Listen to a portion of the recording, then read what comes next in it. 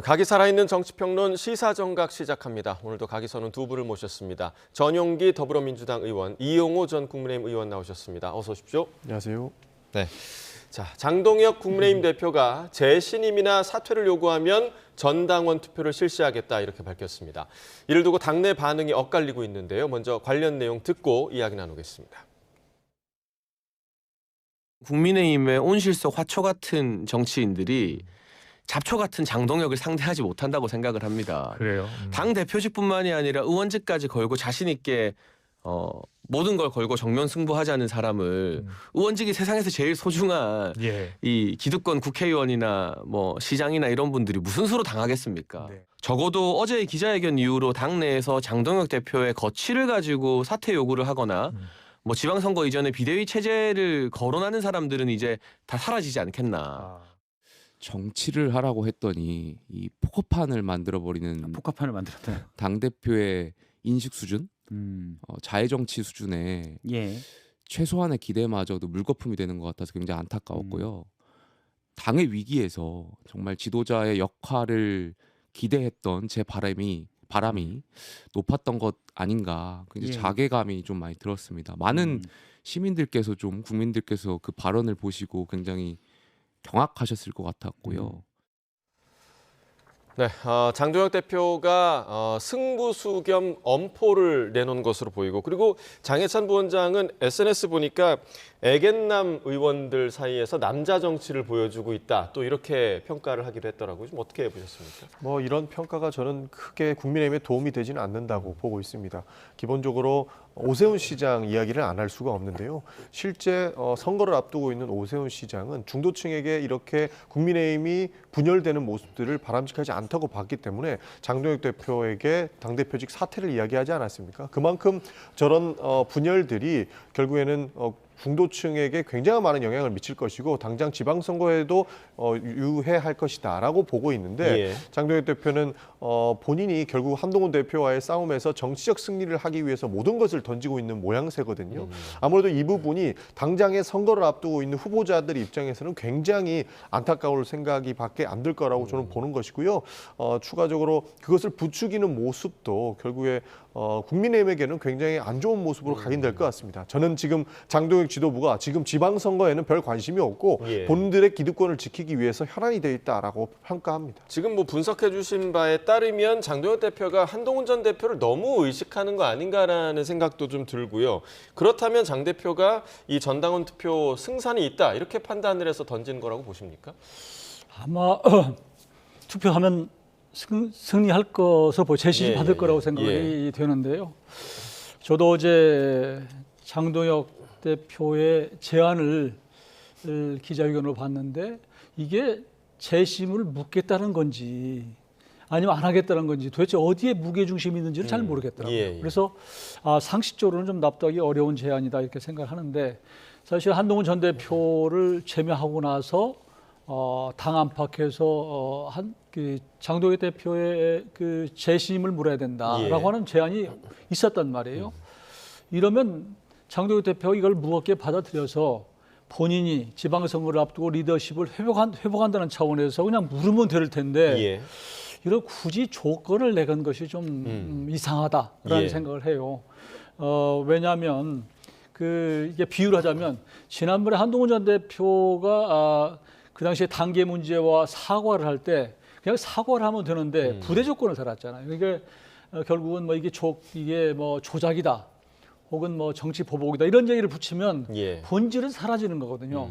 본인이 재심을 묻겠다고 생각했으면 이 부분만 진정성 있게 제안을 할 일인데 굳이 당대표직 플러스 또 국회의원직까지 얹혀서 본인은 그걸 결연한 의지라고 생각할지 모르지만 어떤 그 조건을 내세운 것은 자칫하면 본질을 훼손시키고 또 정치적으로 납득하기 어려운 그런 감정적인 어떤 제안이다 이렇게 받아들일 수밖에 없는 상황이기 때문에 조금 논란이 있는 것 같습니다. 조건 때문에 이 결단에 대한 좀 진정성이 좀 의심스럽다, 이렇게 분석을 해주셨는데, 그럼 지금 조금 전에 이제 오세훈 시장을 언급을 해주셨습니다만 지금 이 의원께서는 지금 지방선거 앞두고 지자체장들의 불안감이 상당히 좀 커지고 있잖아요. 이 부분을 좀 지도부에서 어떻게 좀 대처를 해야 한다고 좀 보십니까?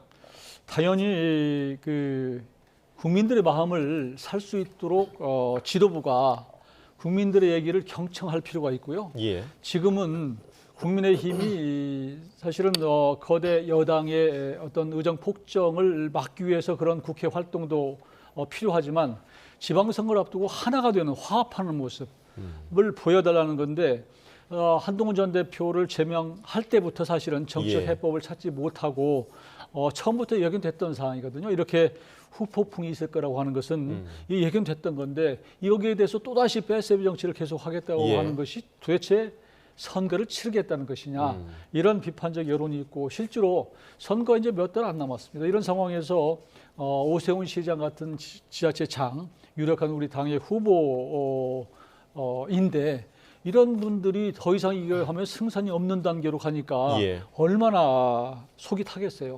이런 상황에서 국민의 목소리를 전달하는 것인데 이걸 가지고 또 서울시장을 걸고 직을 걸고 그러면 사퇴를 얘기하라 이렇게 한다면 이게 우리 국민들이 볼 때 도대체 이게 서울시장 직이라고 하는 게 이게 뭐 개인적으로 마음대로 걸 수 있는 자리냐 이런 비판도 나올 수도 있고요. 예. 그런 차원에서 정말 우리 후보들의 입장 한 사람 한 사람은 정말 다급한 상황이다. 이걸 중앙당 지도부가 좀 더 낮은 자세로 경청할 필요가 있다 이렇게 예, 생각합니다. 지금 뭐 화합을 언급해 주셨지만 사실 지금 국민의힘에서 화합의 분위기는 전혀 읽히지 않고 있는 상황이고 실제로 당무감사위에서 당협위원장 37명 교체 권고가 담긴 이 결과를 지도부에 보고를 하기도 했고 배현진 의원에 대해서 윤리위 제소 그리고 뭐 이제 고 김영삼 전 대통령의 아들 김현철 이사장은 지금 김 전 대통령 사진을 그럼 국민의힘에서 내려라 이렇게 요구하기도 했고 전혀 화합의 모습이 보이지 않는데 김용태 의원이 이거 민주당만 좋은 일 시키는 거다 이런 얘기도 했습니다. 민주당 입장에서는 좀 어떻게 보고 계십니까? 뭐 민주당도 지금 할 말은 없는 순간이고요. 국민의힘에서 본인들이 지금 정치적 도박을 하는 것들은 결국 국민들께 심판을 받을 수밖에 없다라는 말씀을 드리고 싶습니다.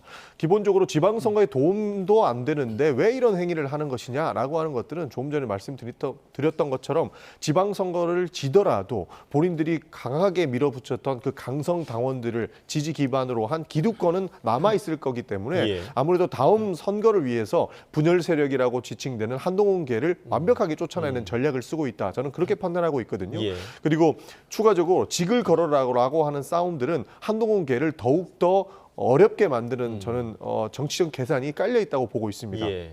쉽게 얘기해서 만약에 장동혁 대표가 재신임 투표에서 재신임을 받아버린다면 그야말로 모든 당원들도 한동훈 대표를 제명했던 이 결정들을 결국에는 사실상 명분을 더 실어주는 꼴이 그렇죠. 되거든요. 그러면 예. 한동훈 대표는 앞으로 국민의힘에서 정치 못할 겁니다.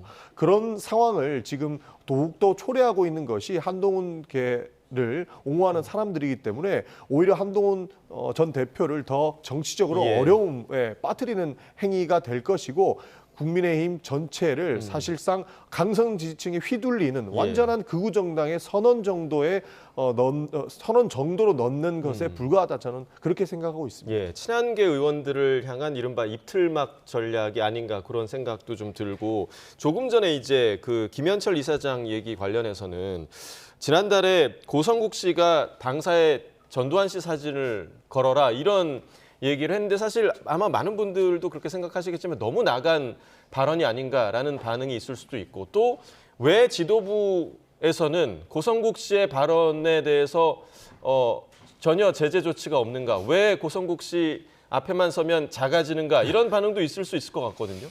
근데 뭐 한 유튜버의 얘기에 일일이 당에서 반응하는 것은 적절치 않고요.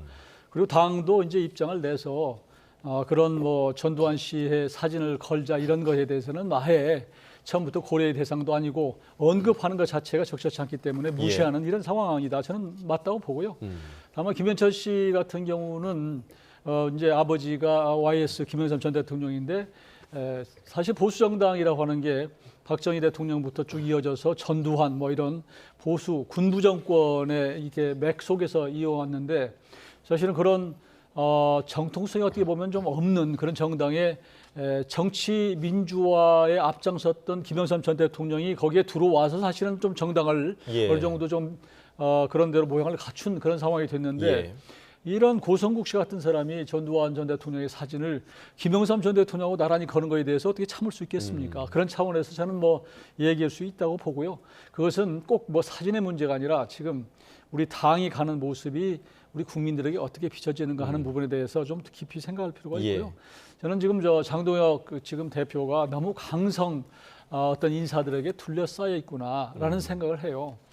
그런 차원에서 조금 전에 뭐 장해찬 씨라든가 그 여러 사람들의 얘기가 지금 아직도 목소리가 뭐 쟁쟁한데 지금 지난번에 그 한동훈 전 대표를 걸림돌로 사실은 지칭을 하면서 걸림돌을 제거하고 나서 뭔가 하겠다고 얘기를 했다면 그렇다 한다면 그 이후에 뭔가 중도 의원을 넓히고자 하는 그런 어떤 그 모습을 보여줄 필요가 있었던 것이고 관련해서도 예를 들면 뭐 윤 어겐세력과 절연하겠다거나 이런 여러 가지들을 좀 내놨어야 되는데 예. 그러지 않고 오히려 자꾸 그 나머지 친한계 인사들에 대해서 계속 정치보복하는 것처럼 보여주니 국민들이 볼 때 참으로 점점 이게 강성 그 당원들의 예. 비율을 맞추고 있는 모습이어서 소망스럽지 않다. 그래서 이게 과연 이렇게 가면 지방선거를 치를 수 있을까 그런 정도의 걱정들을 오세훈 시장이나 많은 후보들이 하고 있다라고 생각합니다. 자, 이번에는 민주당 이야기를 좀 해보도록 하겠습니다. 지금 민주당이 조국혁신당과의 합당 문제를 두고 내용이 깊어지고 있는 상황이고요. 합당 제안 이후에 말을 아꼈던 정청래 대표. 일단 어제 정책의총에서 관련 언급을 하기도 했는데 그 내용 들어보겠습니다. 저는 합당 선언을 한 것이 아니라 합당 추진에 대한 제안을 했습니다. 그리고 이런 문제는 말을 많이 하는 것보다는 말을 아끼고 듣는 것이 더 좋은 저의 자세라고 생각합니다. 의원님들 생각뿐만 아니라 당원들의 의견도 여러 가지로 살피고 여러 가지 방법을 통해서 듣는 시간을 갖도록 하겠습니다.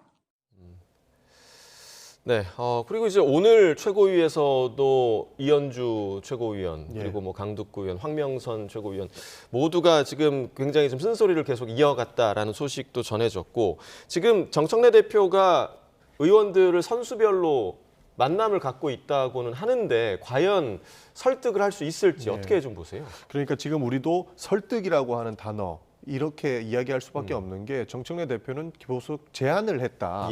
본인은 합당을 하겠다고 선언한 것이 아니다라고 말하지만 받아들이는 사람들의 입장에서는 이미 할 것처럼 마치 한 것처럼 이렇게 이야기가 되고 있다라는 부분들이 의원들 입장에서는 굉장히 받아들이기 힘든 일들인 것 같습니다. 오늘 그 문건 문제도 좀 있었고요. 그렇습니다. 실제로 합당을 추진하기 위한 문건들이 나오고 있고 정청래 대표는 제안이라고 하지만 실제로 받아들이는 사람들은 이미 합당을 선언한 것처럼 느껴지고 있기 때문에 이 부분에 대해서는 설득의 영역은 아니고 설득당하지 않을 가능성이 굉장히 높다고 봅니다. 그래서 오늘에 있을 중진 의원들과의 간담회에서도 정청래 대표는 본인의 입장을 말하기보다는 중진들에 대한 의견을 들을 것으로 전망하고 있습니다. 기본적으로 어제 있었던 초선 의원 간담회에서도 정청래 대표는 초선 의원들의 이야기를 한 분 한 분 다 듣는 제스처를 취했었거든요. 그렇기 때문에 이야기를 잘 듣고 본인이 합당 문제를 어떻게 처리할 것인가를 논할 것이다라고 보고 있습니다. 그리고 다음 주 화요일에도 재선 의원들 간의 모임이 있거든요. 그래서 다른 의원들의 이야기를 다 들어보고 결정하는 것이 바람직하다고 판단했고 그렇게 추진할 것으로 보고 있습니다. 그리고 이제 이 합당을 둘러싼 갈등, 그러니까 민주당내를 넘어서 조국혁신당과의 관계로도 확산되고 있는 그런 모습인데 관련 내용도 함께 좀 들어보겠습니다. 일단 절차적으로 말씀하신 것처럼 합당 여부를 당원 투표에 붙였을 때 질문이 합당에 찬성하나요, 반대하나요? 이렇게 질문이 갈 수도 있고요. 이 합당에 관련된 세부적인 논의 과정을 어느 정도는 거쳐서 자, 합당을 이러이러이런 방식으로 진행하는 거에 대해서 찬성하나요, 반대하나요? 이렇게 질문이 갈 수도 있잖아요. 근데 만약 당원 주권주의를 정확하게 구현하고자 한다면 투자로 가는 게 맞지 않습니까? 그렇죠. 합당 제의 이후에 민주당 내부에 이건 뭐 가치 노선 또는 이재명 정부의 성공을 위한 논의인가? 당내 권력 투쟁 같은데 라는 민주당 내부의 논의가 있을 뿐 민주당과 조국혁신당 간의 합당 논의는 없다. 자꾸만 이 말씀 더 드리기도 좀 그렇긴 하지만 왜냐하면 또 뭐 본회의 가면 또 얼굴 봐야 될 분들이 많아서 예. 예. 조롱하거나 모욕하는 방식으로 본인들의 내부 소위 권력 투쟁에 조국혁신당을 소재로 사용하고 있는 것처럼 느껴져요. 이러지 않으셨으면 좋겠어요. 네, 지금 뭐 신장식 의원도 여러 지금 언론에서 인터뷰를 하면서 상당히 격한 반응을 쏟아내고 있는 상황이고 조국 대표도 우당에 대한 예의를 찾아볼 수가 없다 이런 지금 반응을 하고 있습니다. 지금 양당의 상황 좀 어떻게 지켜보고 계십니까? 저는 원래 이제 이 조국 혁신당과 더불어민주당은 뭐 한 몸이나 마찬가지 아니에요? 지난 총선 때 지금 조국 혁신당은 비례정당이었기 때문에 예. 뭐 조국 대표가 무슨 정강 정책이 어떻고 비전이 어떻고 얘기하지만 사실은 같은 당이나 마찬가지다. 당시에 국민의힘도 위성정당이 있었죠. 근데 이제 총선 끝나고 나서 합쳤단 말이에요. 예. 당연히 민주당도 합쳤어야 되는데 마치 다른 당인 것처럼 지금 해오다 이제 지방선거를 앞두고 지금 합치겠다는 거 아니에요. 그러니까 결국은 어떻게 보면 선거공학적으로 선거 구도를 잘 만들기 위해서 합치는 것일 뿐인데 처음 예. 시작은 지금은 제가 보기에는 이게 변질돼 가지고 이게 권력 투쟁으로 바뀌었다. 그러니까 이재명 대통령을 중심으로 한 대통령파 그리고 정청래를 중심으로 한 이 당권파 이 양쪽 간에 지금 치열한 권력 투쟁이 되고 있고 거기에 국회의원들은 친명 쪽에 기울어 있기 때문에 숫자적으로는 전 우세한 것처럼 보이고요. 예. 그리고 이제 조국당도 이번을 통해서 사실은 뭐 민주당과 합쳐서 조국 대표도 차기에 뭔가를 도모하고 싶은 절호의 기회라고 생각을 하는데 민주당 내가 저렇게 뭐 반발이 심하고 또 결국은 합치면은 정청래 대표의 입지만을 강화시켜주는 꼴이라고 이렇게 정치적으로 해석되는 상황이어서 참 난망할 것 같다 이렇게 저는 보여지는 것이고요. 다만 정청래 대표는 이번에 이제 1인 1투표제는 진짜 성공했잖아요. 본인이. 그래서 우세한 입장을 가지고 있기 때문에 무리하게 지금 어떤 합당을 저렇게 추진하다가 자칫하면 본인이 어떤 그 정치적으로 오히려 어려운 공격을 받을 수 있기 때문에 제가 지금부터는 이제 어떤 절차적으로 충분히 설득해 나가는 과정이다. 그래서 잘 되면 되는 것이고 안 되면은 뭐 따로 가겠죠. 예, 뭐 정청래 대표는 지금 뭐 의원들의 목소리를 듣고는 있지만 방점은 당원들의 목소리를 들어야 한다. 이 부분에 지금 정청래 대표의 의견이 꽂혀 있는 것 같거든요. 앞으로 좀 어떻게 좀 될 거라고 보십니까? 지금 이 정도까지 왔으면 절차적인 문제를 다시 밟지 않을 수 없다고 저는 판단을 합니다. 기본적으로 상대당에 대한 모욕까지 나오고 있는 상황 아닙니까? 저는 굉장히 부적절하다고 봅니다.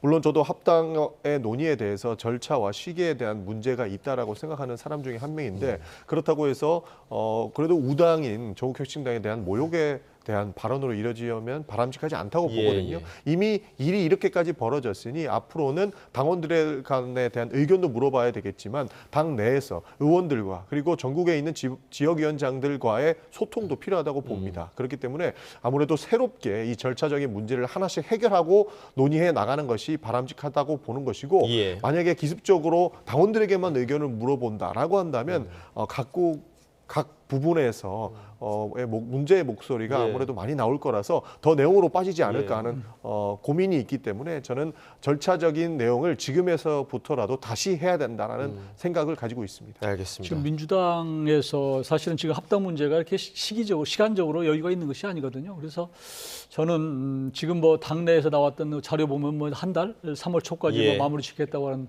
자료도 나왔던데 우선은 합당을 할 거냐 말 거냐 하는 당내 여론을 가졌다고 손치더라도 그 다음에 넘어야 할 산이 지분 싸움이거든요. 사실은 양당에 이제 이번 그 지방선거에서 어떻게 할 것이냐 이런 부분에 있어서 치열하게 부딪힐 가능성이 있기 때문에 저는 지금 여러 가지 절차적으로 보면 쉽지 않은 그런 국면으로 가고 있지 않나 이렇게 봅니다. 자 그리고 마지막으로 민주당이 어제 공소청과 중수청, 그러니까 검찰 개혁안과 관련한 당의 입장에 대한 결론을 냈습니다. 관련 내용에 대한 영상 보시고 이야기 나누겠습니다.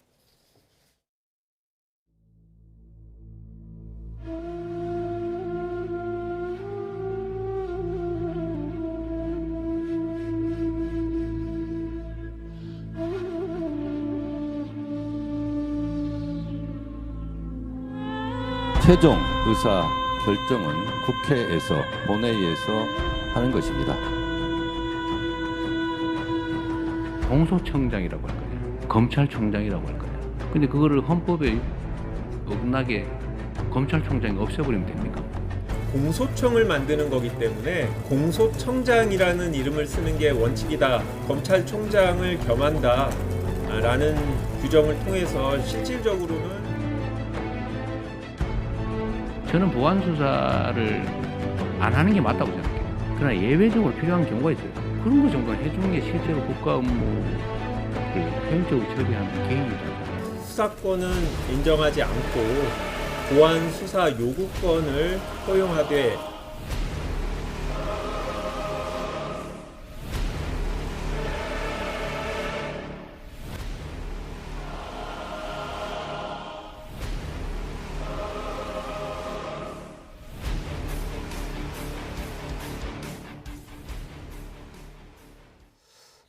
네, 일단 그 당에서는 어제 당에서 제안하는 조정안에 대한 결론을 좀 냈는데 네.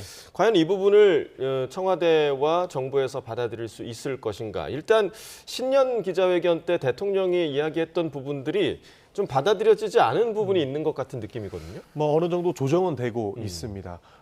기본적으로 민주당에서 요구했던 것은 대원칙 속에서 수사 기소 분리였거든요. 그러나 현실 수사 당국 입장에서는 어느 정도 보안 수사권이 용인이 되어야만 피해를 보는 사람들이 줄어들 것이다라고 하는 것 때문에 괴리가 생긴 것인데 이 또한 어느 정도 조정은 되고 있기 때문입니다. 그리고 추가적으로 명칭에 대한 부분들, 그러니까 검찰 출신과 경찰 출신에 대한 명칭에 대한 부분들도 있었는데 이 부분도 정부안을 받아들이기보다 정부가 오히려 명칭을 일원화하면서 당과 있었던 이런 여러 가지 논쟁들을 정리하는 모양새를 만들어 왔거든요. 예. 이렇듯 앞으로 남아있는 절차대로 따라간다면 당과 정부가 어느 정도 조율을 해서 수사 기소 분리를 이끌어내고 중수청과 공수청을 만들어낼 수 있을 것이다라고 보고 있습니다. 예. 그렇기 때문에 지금 당장 당이 대통령의 의중을 받아들이지 않는다라고 이야기하기보다는 앞으로의 조절 과정 중을 거칠 것이다. 이미 당에 대한 의견은 정리가 됐다라는 예. 말씀 드리겠습니다. 그러니까 검찰개혁안에 대해서 지금 이제 민주당이나